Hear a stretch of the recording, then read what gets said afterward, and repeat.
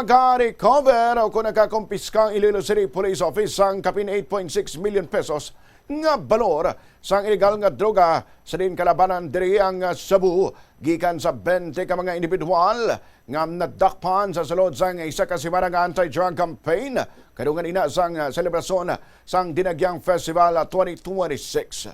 Suno kay Police Colonel Wilbert Parilla, Officer in Charge ng Iloilo City Police Office, gin siling humalin Enero 19 to 25. Nagkapanigayin sila sa 14 ka-anti-illegal drug operations.